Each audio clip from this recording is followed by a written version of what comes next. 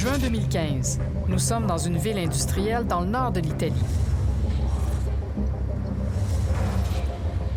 Nous avons la permission de rencontrer en prison un des rares repentis de la mafia calabraise. Il en sait beaucoup sur les liens entre son pays et le Canada. Rencontrer un mafieux dans une prison à sécurité maximale comporte son lot de problèmes bureaucratiques, même avec tous les documents réglementaires. Spécifié dans votre lettre à la télévision. Après 2 heures d'attente, on peut enfin rencontrer celui pour qui on a fait le voyage.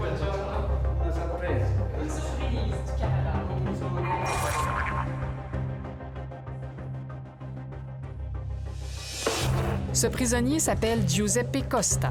Nous devons cacher son visage puisqu'il est devenu délateur. La justice italienne le protège car il continue de témoigner contre ses anciens complices. En prison, ceux qui jouent un rôle important finissent toujours par avoir des nouvelles. Avant de vous expliquer le parcours de cet homme et les raisons qui l'ont amené à devenir délateur, faisons un saut en arrière, de l'Italie au Canada. Nous voici à Toronto, plus précisément dans la banlieue de Thornhill. 26 juin 1991, en fin d'après-midi, Giovanni Costa rentrait chez lui. Une auto blanche s'est approchée lentement. Un homme s'est penché hors de la voiture.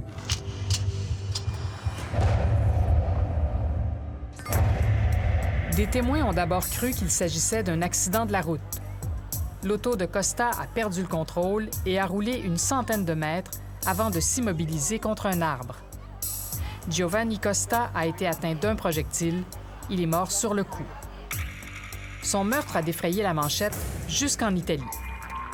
Giovanni Costa, 38 ans, père de 3 enfants, était un immigrant italien qui menait une vie sans histoire.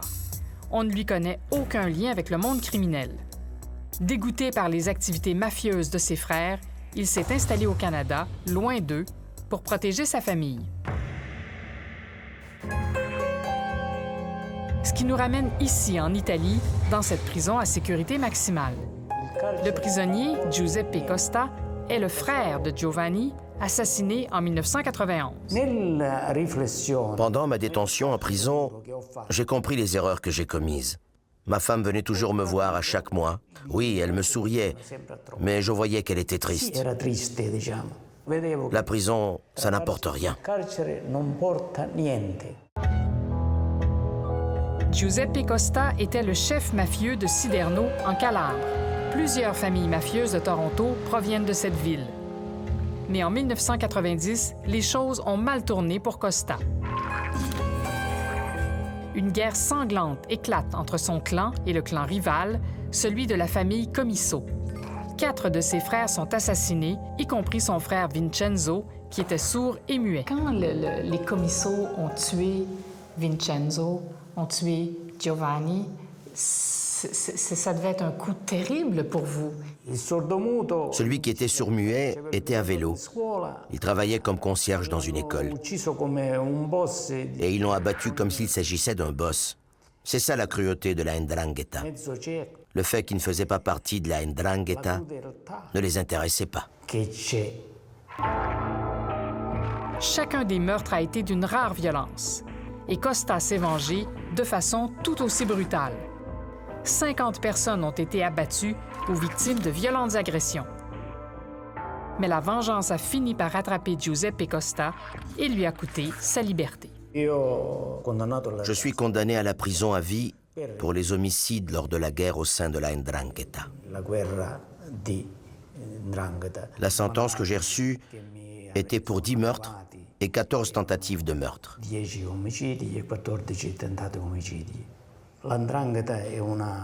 La 'ndrangheta, c'est une entrée sans sortie.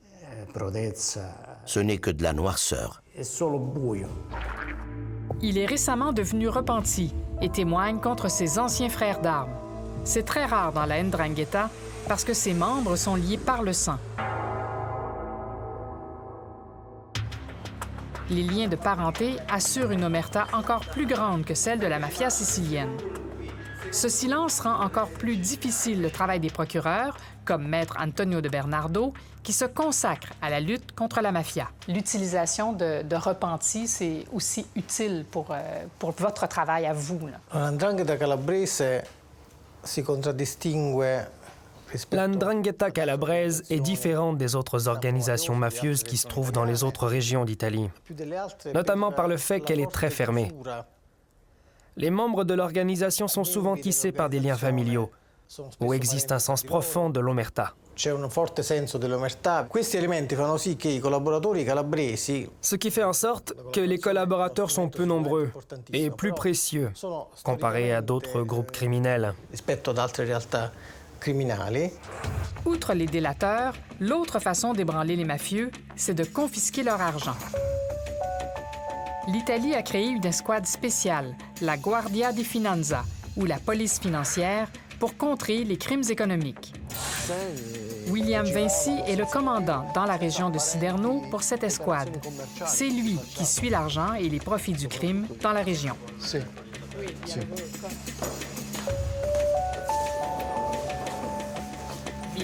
Sì. Comme cette maison luxueuse, saisie en 2014 lors d'une importante opération antimafieuse. Elle a été construite pour permettre aux bandits de se rencontrer discrètement. Combien ça vaut pour l'État? Parce qu'éventuellement, ce sera confisqué. 3 millions d'euros. Tout ce qui a été confisqué lors de l'opération Bacinella est évalué, selon une estimation prudente, à 3 millions d'euros. On a aussi confisqué des compagnies parce que certains des suspects possédaient et géraient des sociétés qui offraient des services, en particulier des compagnies publicitaires. Est-ce que tout ça a un lien avec la Ndrangheta au Canada? Absolument, oui. Ils sont en contact permanent avec le Canada et ils y ont certainement des intérêts. Ce que la Ndrangheta produit ici est très probablement réinvesti au Canada. C'est ce qui apparaît dans les rapports d'enquête. Au fil des générations, les mêmes familles dominent et les liens entre l'Italie et le Canada se resserrent. Par exemple, l'assassin de Giovanni Costa en 1991, c'est cet homme, Riccardo Rumbo. Il a fait le trajet de Siderno à Toronto exprès pour l'éliminer. En 1993, il a été condamné à 30 ans de prison en Italie pour ce meurtre. Mais l'an dernier, lors d'une opération policière visant un réseau mafieux de prêts usuraires à Siderno, le nom de Rumbo est réapparu, Santo Rumbo. Un des suspects est le neveu de Rumbo. On l'a arrêté quelques heures avant son retour au Canada. Il était établi au Canada et nous l'avons arrêté exactement 6 heures avant qu'il y retourne. Il était revenu ici seulement pour la période estivale, mais il vivait depuis plus d'1 an et demi au Canada. Il y a une osmose entre les gens qui partent pour le Canada et ceux qui y reviennent. Le Canada exerce un grand pouvoir d'attraction sur les Calabrais depuis des décennies. Dès la fin des années 60, Giuseppe Costa voulait lui aussi s'y installer. À l'époque, on y est allé comme touriste. Mais mon intention était de m'installer là-bas. J'ai travaillé dans une boulangerie sur la rue Dundas à Toronto. Je ne suis pas resté parce que ma famille avait besoin de moi, mes frères étant plus jeunes. Je pensais pouvoir reprendre mon travail d'imprimeur, mais ça ne s'est pas passé ainsi. Je me suis engagé sur la voie de la criminalité, de la Ndrangheta. C'est comme ça que mon ascension a commencé. C'est grâce aux confidences des délateurs que les autorités peuvent percer le secret de l'organisation. En quoi c'est important de comprendre ce qui se passe ailleurs, ce qui a lieu ailleurs, comment ça fonctionne au Canada? On a compris qu'au niveau du leadership, l'organisation de la Ndrangheta est unique. Elle est unique au monde. D'où l'importance de savoir ce qui se passe au Canada, en Allemagne, en Australie et ailleurs. Ils possèdent le même système et les mêmes règles.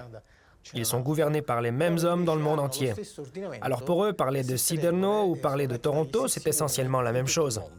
Quindi per loro parlare di Siderno e parlare di Toronto è sostanzialmente la stessa cosa. Pour mieux comprendre la Ndrangheta, il faut aller à la recherche de ses origines. C'est dans ces petits villages à flanc de montagne que la mafia calabraise trouve sa force. C'est à partir d'endroits comme celui-ci que les chefs de clan gèrent leurs activités criminelles. La 'Ndrangheta contrôle une bonne partie du commerce mondial de la cocaïne et brasse des milliards de dollars. Nous nous trouvons dans le village de Plati avec le journaliste italien Alberto Nerazzini. Qu'est-ce que tu peux me dire sur ce village-ci, là? Alors, Plati, ce village-là, c'est vraiment le synonyme d'Ndrangheta. C'est un village de 2800, 3000 habitants. Et il y a des familles très fortes, très importantes pour la mafia. C'est très pauvre. C'est très pauvre, oui, c'est très pauvre, mais les gens ici, tu as vu, ils ne travaillent pas. Il y a les animaux, il y a la terre, mais il y a quelque chose d'autre. Il y a une économie qu'on ne voit pas, qui c'est une économie sûrement mafieuse. Les gens ici ne parlent pas, Jamais. Et on est intéressant pour eux. Oui, ça c'est manifeste. Il y a un balai, il n'y avait pas une auto ici, puis là maintenant il y en a des tonnes. Les mafieux gèrent leurs affaires à l'abri des regards. Et quand ils sont recherchés, ils se cachent, souvent dans des lieux assez inusités. À la fin du mois de janvier, la police a surpris 2 chefs de clan de la 'Ndrangheta dans un bunker situé à 1 heure de route de Plati. Ça faisait 10 ans que les 2 mafieux fuyaient la justice. Ils contrôlaient leurs activités criminelles du fond de cette cache.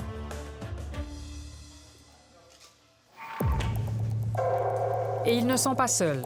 Dans le village même de Plati, il existait d'autres endroits pour se cacher. Alberto, on voit ici vraiment un trou dans le mur. C'est un bancaire qu'il s'était retrouvé, ça fait 1 an, c'est assez récent. C'était bien construit parce qu'il y avait, tu peux voir, il y a rail ici. Il y a une pièce de mur qui bougeait. Juste oui. Ici.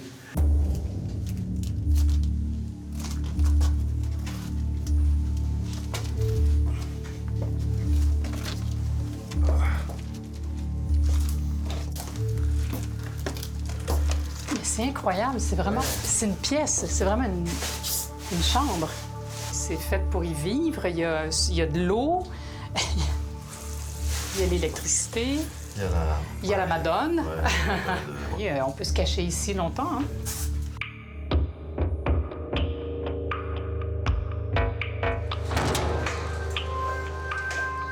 Dans un bâtiment abandonné, tout près du premier, un autre bunker. Ah oui.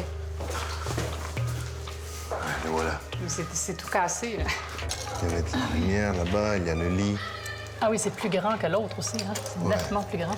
Et ça, c'est important parce qu'ici, ils ont trouvé le mafieux. OK. Tu peux le voir même sur Internet. Ah, c'est ici. Oui, ça, c'est la rue, dehors. Ah oui.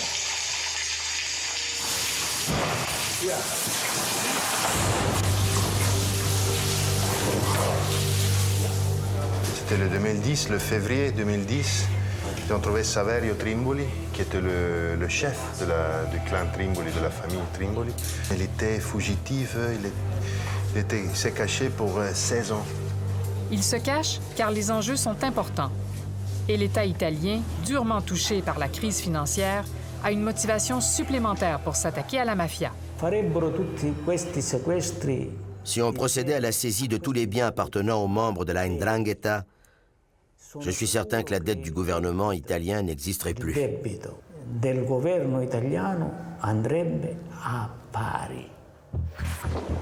L'argent, c'est le nerf de la guerre contre le crime organisé.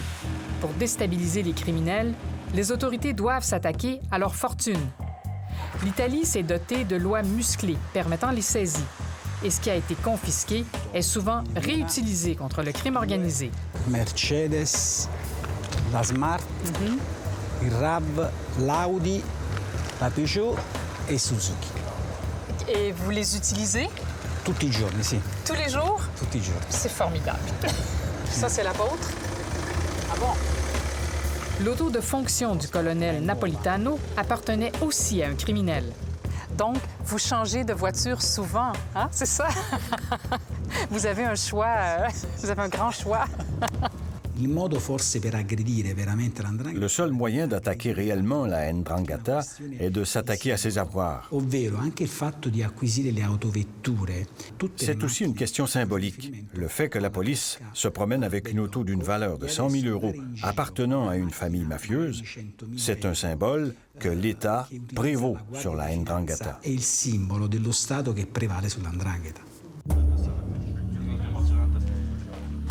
Ce sont de petites victoires dans une guerre qui semble sans fin. Lors de notre passage en Calabre, la police financière nous donne rendez-vous dans un lieu secret. Il est minuit.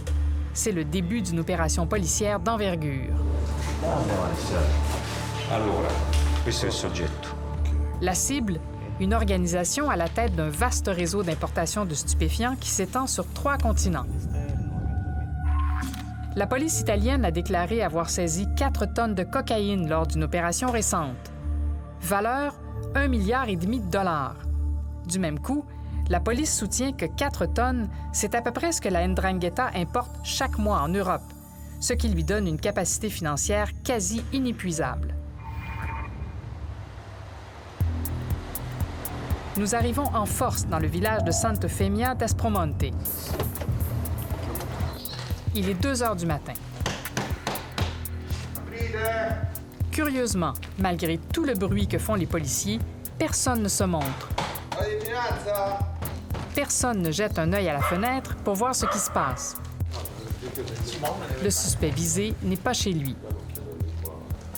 Les policiers font le tour du village et ne trouvent aucun des suspects recherchés.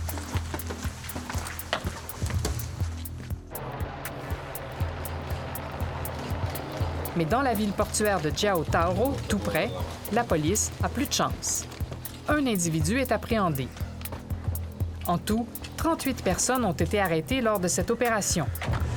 La pieuvre mafieuse, en constante évolution, n'est pas facile à déjouer.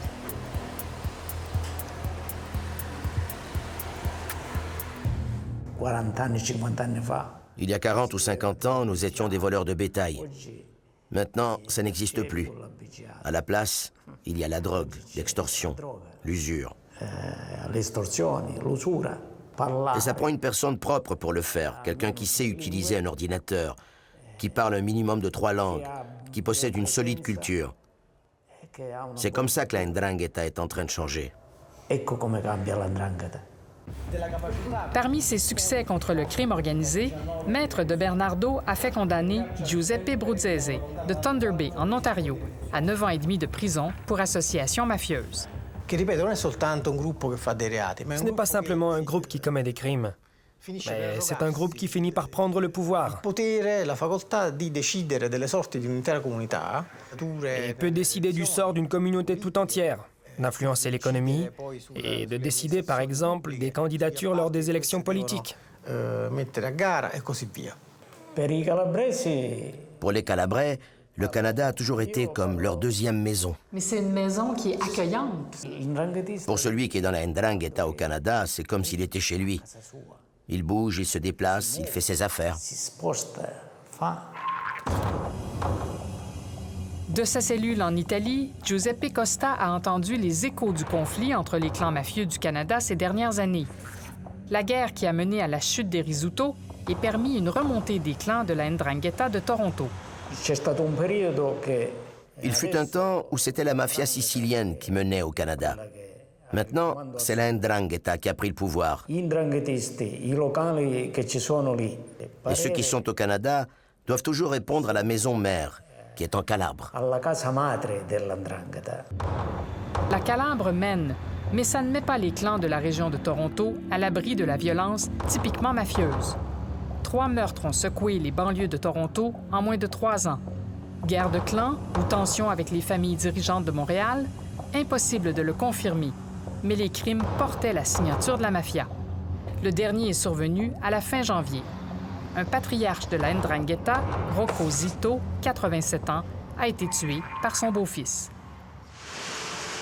Après une vie au cœur de la 'Ndrangheta, Giuseppe Costa livre ce message aux jeunes tentés par le monde faussement séduisant du crime organisé. Je dis aux jeunes de ne pas se laisser influencer par tous les beaux discours de gens qui essaye de les séduire vers la 'ndrangheta. Ça ne mène nulle part. Et malgré tout ce qu'il a perdu dans les guerres sanglantes et toutes les années en prison, Giuseppe Costa continue de nourrir un rêve. Una volta che ho finito con la giustizia vorrei fare solo un viaggio in Canada. Quand il va en avoir fini avec la justice, il va voyager au Canada.